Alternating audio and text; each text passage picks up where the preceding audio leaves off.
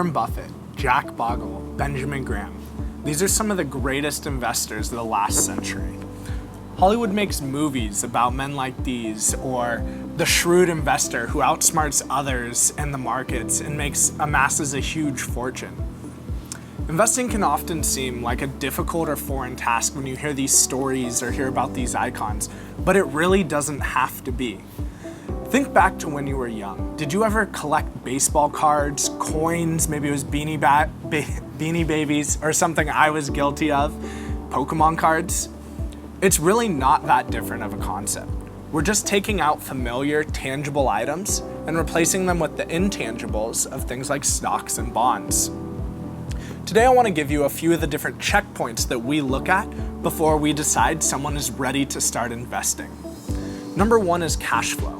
How much money do you make each month, and how much are you spending? When we talk about investing, we're talking about putting money away for the long term.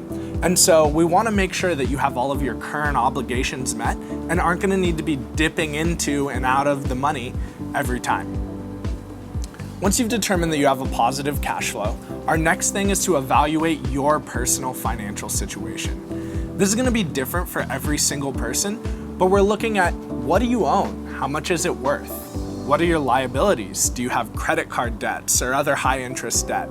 Maybe you have mortgages on your homes or loans on your cars. What is going to be the next best use for those dollars? Maybe investments is one of the things that we're looking into. That brings us to number three. We want to make sure that you have a solid foundation before you jump into the investment world.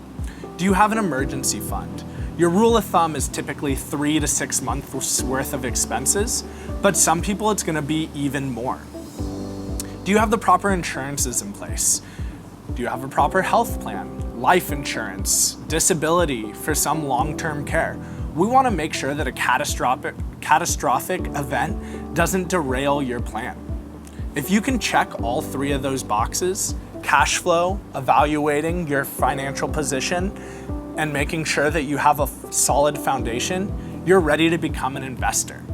From here, it's important to have a game plan with goals, benchmarks, and take a disciplined approach to that.